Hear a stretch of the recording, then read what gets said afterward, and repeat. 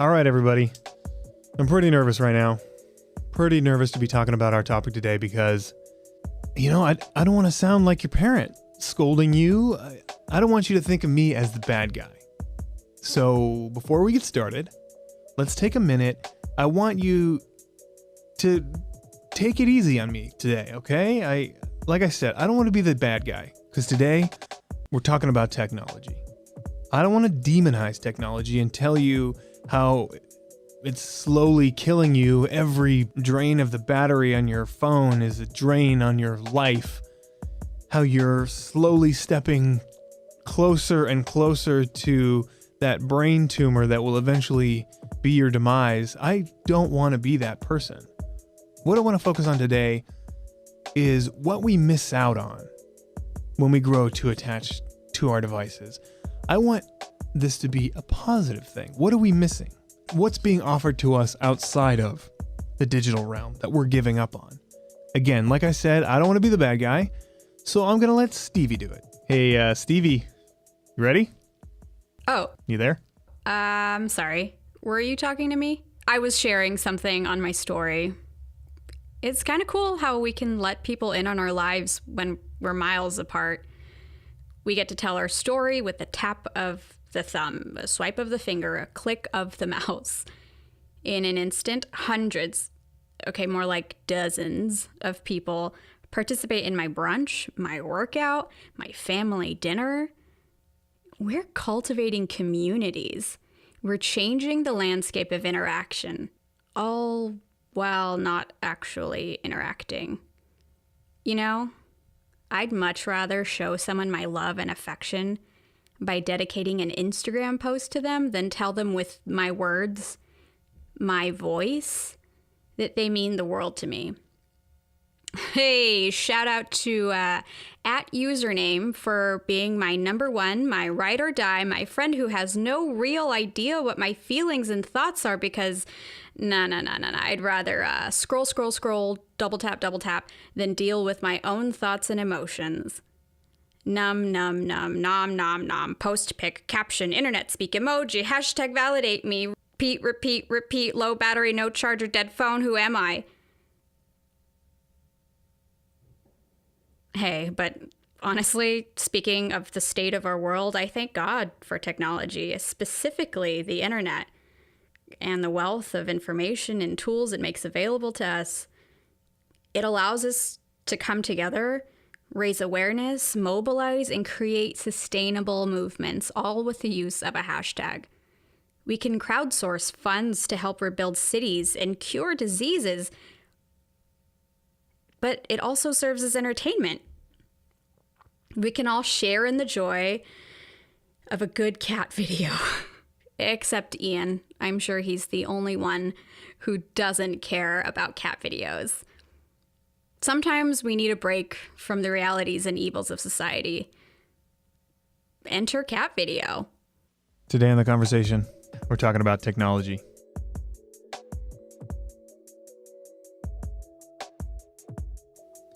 I've got a super slam show for you today. I have 3 guests that will all share with us the fun they're having out in the real world. First up, joining me from the kitchen is Chef Eddie Ruiz. Give me 1 second. That's fine.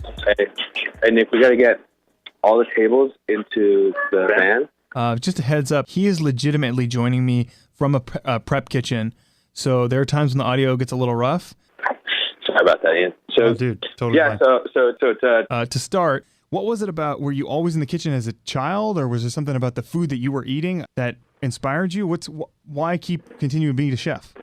I've always been kind of like that chubby kid who likes to eat.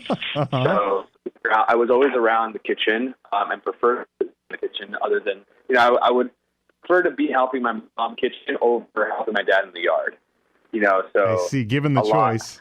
Given the choice, and then just knowing when I was a little kid, I was like, I'd rather, be in the kitchen with my mom. So I'm going to be with mom and help her out with whatever she needs so that I don't have to go out and do yard work with my dad. So that was kind of like a huge thing for me, is just always being in the kitchen and then always being around food. My grandparents, all my grandparents are great cooks, and they're all are phenomenal hosts. So hospitality is always a huge thing in my family, and how you treat somebody when they come into your home. And if you visit my family in Mexico or my family here in the States, and you're a newcomer you're going to feel like you're part of the family pretty quickly because of that warmth and that loving atmosphere that we're able to create as a family together. And so I just fell in love with that hospitality, and it kind of just fell into place. When you open a restaurant, hospitality becomes a major factor. It's not just about the food. So that just kind of felt process. That's amazing, man. Did your families pass down a traditional dish or something that has been passed down through the generations? Is there anything like that in your family? Yeah, there's a few things. My grandpa, he was more of like the guy who had dishes. And then on my grandma's side, on my dad's side, my grandma, I should say, she's got some phenomenal dishes that really played a huge part in the restaurant when we opened Corazon Y Miel, like the turkey leg sandwich. That's actually probably one of the most rooted dishes that we did. It's very traditional, Christmas time dish. The reason why we served an entire turkey leg at Corazon Y Miel was because of the tradition of it. So the only, turkey only has two legs. So the people who would get the turkey legs were my grandpa and then my dad, because he was the oldest. So it was the oldest and then my grandpa. So everybody else kind of had the white meat. Yeah, everybody else had kind of white meat and other things. So, I wanted to make it so that if you had that dish at my restaurant, everybody gets a turkey leg, which is what everybody wants. So that's probably the best example I can give you guys of tradition and then those items. So when you go into the kitchen and you start preparing one of these dishes that your family has handed down to you, is it like your connection to the past? Is it like looking at a photograph of your family like it would be for somebody else flipping through a photo album? No, I don't think so, because I have a different experience than they do. So a lot of my cooking and a lot of my style is just that, is the Mexican-American experience, because I grew up in L.A. with a lot of friends who have different ethnicities. There's 472 languages spoken in L.A., in Southern California.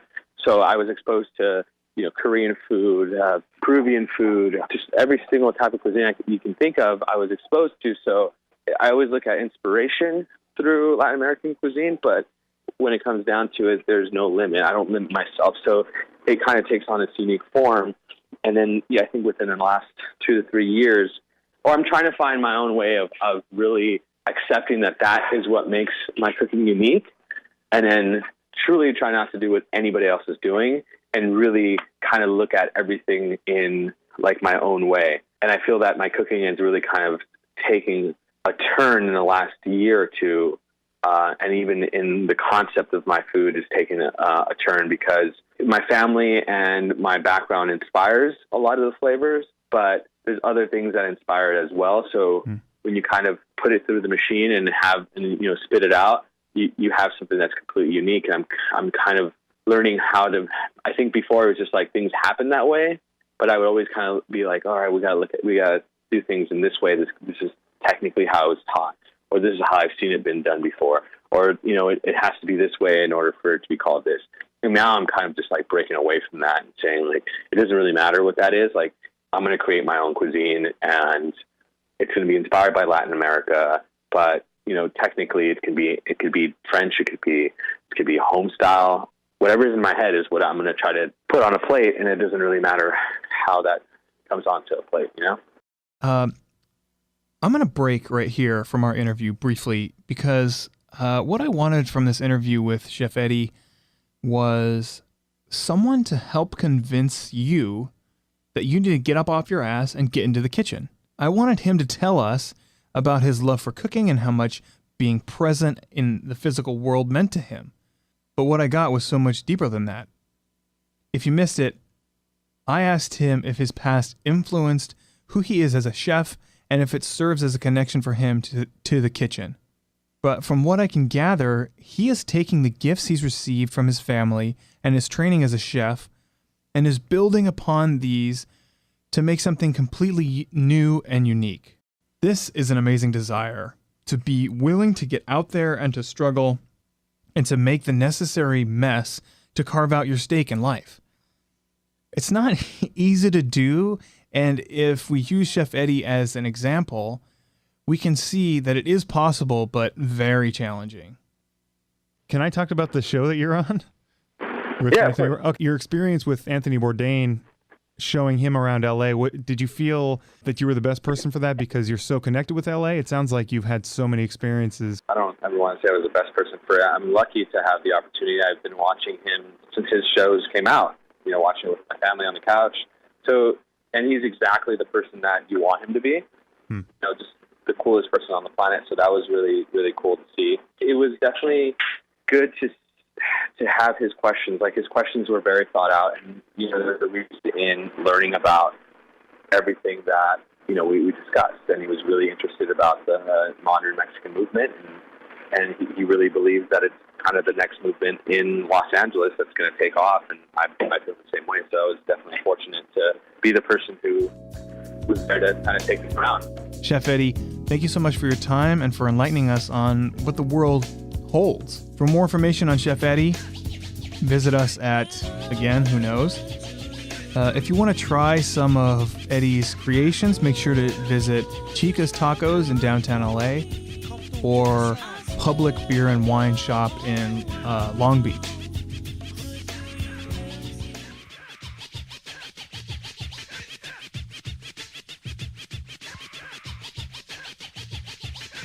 Welcome back to the conversation. With me in studio right now is Monsignor Doug. He's going to tell us a little bit about his upbringing and his connection to the past. Monsignor, welcome. Hey, thank you, Ian. So, I was in Mass one day and you were telling the story about sort of how you learned measurements. You learned it from your dad, right? Fractions from my dad. Thank you for listening, by the way. Yes. People comment on my homilies, and my first comment is always, thank you for listening. Yeah, when I was a kid, my dad was a pretty good shade tree mechanic. He did all the maintaining of the family cars and was also working to build a car for drag racing. So we spent a lot of time in the garage on the weekends and the evenings. And depending on what he was doing, I was kind of his wrench monkey. I'd be with him helping out and watching. And he was a very patient teacher, really took time to explain, this is what this does and this is how we do this. And one day he was lying on his back under the car and he'd pass me a wrench. He'd say, Douglas, go get me the next size up. And he explained this a little bit ahead of time, so I knew what to do. But he'd hand me, say a 5/8 wrench. Okay, so the next size up would be 5/8, would be 6/8, and that'd be rounded down to 3/4. So boom, off I go running for the 3/4 wrench in the garage. And that was my first experience with fractional math. And to this day, Dad passed when I was 12, but I inherited his tools and a lot of those memories. And to this day, I'll go to the drawer and pull out one of my dad's wrenches, and that experience comes back to me, and I feel my dad real close by me on something like that. You mentioned you visit that toolbox now and again. Are you regularly? Sure. Are you using those tools, or are you just? Oh yeah, just absolutely. Oh no, they're to be used. They're to be used. Craftsman, lifetime guarantee. In fact, my dad had a ratchet, which is that click, click, click thing. Uh-huh. It started getting a little gummed up from the years, and I thought, well, I'll just take this thing apart and clean up the innards and lube it up and get the thing going again. Well, in the process, there's a little C-clip, they call it, that sort of holds all the whole enchilada together, and the C-clip broke. Oh no. So I started looking at every hardware store in Southern California that might have something, nothing even close. And I was just brokenhearted at the idea that I ruined my old man's ratchet. Ugh. Did you hear him yelling at you? So yeah. What are you doing that for? So I took it to Sears, kind of my tail between my legs, and I said, do you guys have some kind of rebuild kit for these things? They said, oh no, the guy behind the counter. He says, oh no, Father. He says, here, go pick out a new one, lifetime guarantee. And the first thing that blew me away was, wow, they really mean that. And the second thing was, no, I don't want a new one. I want my old one working. I said, this is a family heirloom. What can I do? He says, well, here's a bin full of the old ones that people bring back. Maybe you can find your part in there. So sure enough, the farther I dig down, the older the ratchets get to exactly what I needed. And there was my clip. And I removed it from that wrench, put it on my father's, and it's back to working now. Perfectly fine until one of my nephews decides to take it apart and be a little too clever. So I think my question then is, Why would you do that? Why hold on to what's wrong with the new one? The memories. It's something of a relic. It's a memento. It's a connection with my past and who I am and the good things that my dad tried to instill in me and his patience and his teaching and his love for me. Devout Catholic and a great dad. You're talking about and everything. Physical, tangible, holding on to something. Yeah. Mm-hmm. There's a spirit and a life in those things, right? Very much so. There's a human genius of old guys in neckties and long sleeve shirts, pencils and paper and a slide rule who designed this stuff. A whole industry that manufactured it and sold it and maintained it. The entire thing is a very human project, and it's kind of neat having that connection. I'm maintaining something that people forgot about 60 years ago, and there's guys who've been playing with them since they were new.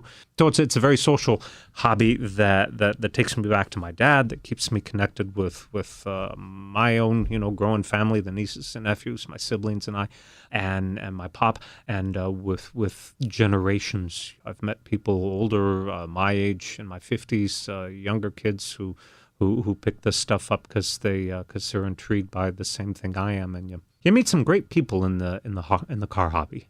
What I think is really amazing is we're talking about this spirit and putting your device down, not because you can't, like you're talking about, you're connecting with people through technology, and the point of this episode is not to demonize technology. What I really want to do is reawaken maybe a sense that people can have that, hey, there's still stuff to do out here. And it's very true. Really kind of developing any kind of craft or art form or life skill. We learn the best from others. And that computer doesn't teach me a darn thing, but it puts me in contact with people.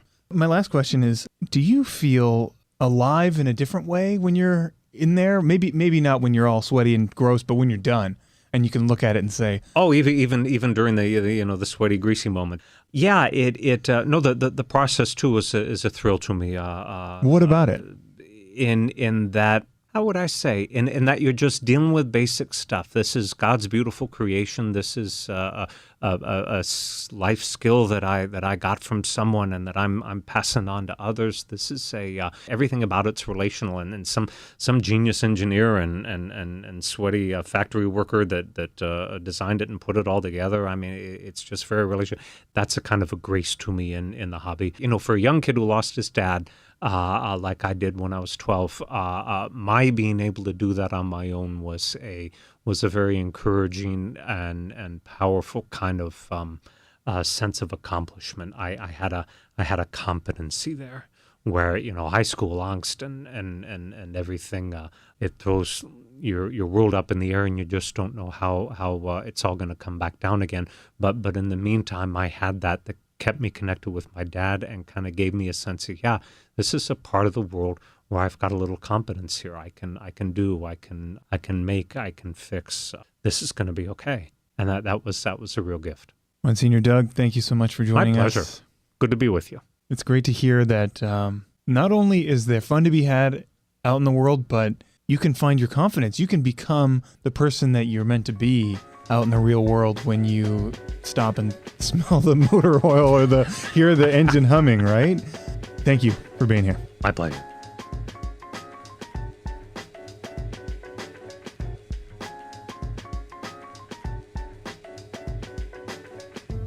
Welcome back to the conversation. Joining me from the road on tour is Natalie Nicoles. She's on tour with her band Branches. Is it your band? Natalie Nicoles and Branches, right? Oh, no, it's just Branches. Okay, so what's tour like? How's it going so far? It's going well. It's pretty difficult sometimes. I mean, it's awesome, but then there's definitely times when you're like, just super exhausted, and you're just like, why am I doing this? Like, why am I putting myself through this, like, extreme exhaustion? But you do it, I mean, because it's a live energy, and, like, there's just so many reasons. But, yeah, I think I describe tour as, like, you go through every emotional feeling in, like, one day. Tour is definitely not as glamorous, I think, as people imagine, but it's certainly rewarding in a lot of really unique ways. Super worth it. Do you feel any connection to being a musician because you're on tour? Because millions of other bands have gone on tour and been in the same situation, and maybe thousands of other bands are on tour right now. Do you feel any connection to them because you're on tour, suffering with them? Yeah, I think there's like a thing that like touring musicians have. They're just kind of like, it's like, okay, you get it. There's just certain things that other people get, and you just feel like this community of like underground like gremlins and just kind of like going like through the night. And You're like part of a club. Yeah, pretty much. It's just it's definitely like you've earned your stripes. It's like, oh, you've driven. I see. Like, have you driven through the night? I don't think it's that hard yet, Okay, well, so what I want to talk to you today about is the experience of live music, maybe from a musician standpoint, and why you think it's important to, in a day when I can download music offline at any time, no matter if it was just released or, was from 10, 20 years ago, I have access to music at all times. It's always being played, right? It's just everywhere. And so I wanted to maybe talk to you about why is it important to go see live music? What's important about it for you? Make the case for it, I guess. I think that, well, part of it was kind of what I was saying about being physically with the audience members, and it just brings people together. So that was kind of like applying to the live music situation. But just kind of like, I think we're just made for interpersonal relationships. And I think that, some people don't like it. Sometimes concerts are, uncomfortable. You're like, oh my gosh, I have to stand 2 hours and wait for the person to go on. Right. But you're still doing it together, and you just get to know people around you. And I think it's just a huge part of it where I think I've just looked over and really a couple beautiful moments and just like, man, like there's just so many different types of people here, and we all get to be together at the same thing and be enjoying the same thing. And it's just like really important, I think, in a time like right now. It's just, I don't know, I think it's really vital to us right now. So I think that is the emotional aspect of it, but the physical aspect of it is also just like supporting the artists that you like. It's not the main reason like that people tour, because you like tour for like, you just like have fun, and it's emotional reasons as well. But that's the main way that people make money now. And so I think it's just so important to, if you like an artist and you want to go see them, then, buy their stuff. And, if the ticket prices, I think ticket prices are a little crazy, but if the ticket price is expensive, at least you can know that you're supporting someone that you like. It sounds like this could be, or maybe the way you're speaking about it is like baseball was. Yeah. Like in the past when it was like this unifying thing for a group of people or a nation, right? If we can set aside our differences for, an hour, 3 hours, whatever, and say, okay, cool, like we have a shared experience. Totally. There's something powerful about that. Yeah, I think it's super necessary. And I think, sorry if there's any like long pauses, there's like it's fine. Conversation going around me. So I'm like, and like, like very little sleep. But that's the main reason. But also like, I think there's like, for an example, like I went to see Figueroa for the first time, and I've been wanting to see them for like ever. And I had heard their music, and then there's just certain bands that just like I thought I understood Figueroa like completely. I just like thought I was completely absorbed in their music, and then when I saw them live, I like physically felt a new level with them, and visually too. They did such a good job like incorporating a great visual show. But I think I just took it to the next level, and I was like, whoa, like they're literally a band that are made to be experienced live. So I think that there's certain situations like that where it's like your entire musical experience is not complete unless you see them live, and that's how I feel about Figueroa. But not every band is like that. I think every band has their different strengths. Like you can, when you feel the bass like running through your body, and it's just like things like that you're not gonna get if you're just sitting in your car and listening to Spotify. I do that too, but sure. No, but what you're saying is it's interesting. You're definitely adding another layer, right? It goes beyond the emotional, maybe a connection that I would have to an album. Now you're taking it, you kind of, as the audience member, have to let go a little bit, right? I have a certain way that I understand this music, and it means something to me in this way. But maybe the band, when you go and you sit with the band, they're like, no, I'm going to tell you this other part of it, and I'm going to let you experience something that you're not familiar with within this album. Yeah, for sure. And I think that's why people do like thematic album tours, and like it's definitely intentional. There's thought behind it. And there's only a certain amount sometimes that bands can do within their budget and their reason, but it's definitely thoughtful. Like they plan the set list to be an experience, to just kind of provide you with ups and downs, and to hopefully have you feel joy at the end of it and connected, and then you can, go home. If it's a difficult life, then hopefully we've provided you a second of like peace. You're talking about what the band can bring to you emotionally or, physically even. How do you do that in Branches? Is there things that you do to connect with your audience when they're there? Yeah, I think our main strength, we definitely like go out of our way to look a little more engaged. It's just not fun if it's just a band there playing and just kind of standing in one spot. So I think we're super conscious of being real on stage. Like we'll just, there's just some real talk in between songs. We definitely think about it like that. But we're super conscious to not just stand up there and look like we're bored, Sure, you're being tortured to play this music. Yeah, so I think we're super intentional about, even if we're having fun, it's one of those things where when I would do theater in high school or something like that, your movements have to be really big, a lot bigger than you think. So like you can be moving, you could think that you're moving on stage, but when you record yourself and you look back at it, you're like, oh, I feel like I was like jumping around, and it hardly looks like I'm moving. So you have to have your actions be like over-exaggerated. Sure. For stage. And then we love to stick around afterwards and talk to people at the merch table. So that's like a great part of our lives. So then in that interaction, you might get a better sense of where your fans are, right? We are definitely in touch with what they are feeling and what they say.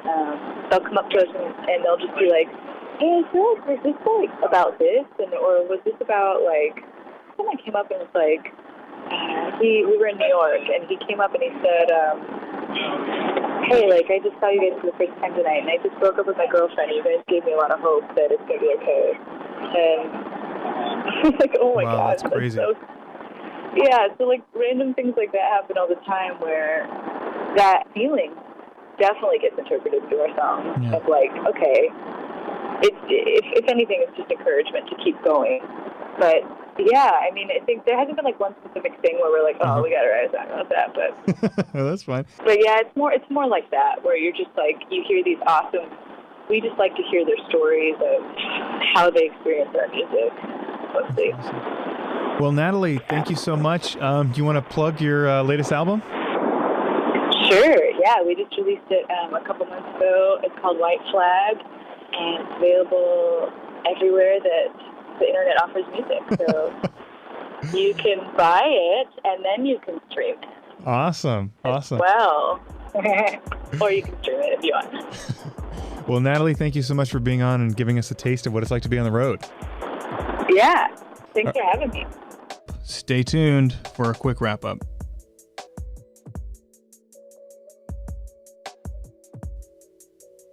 Hey, you know what? Thank you for sticking around. I hope what you heard inspires you to get up and explore the world. Find more at theconvo.us. Convo is two people, us, talking. You can follow us too at the Convoso, like convos with an O, because the convo was already taken.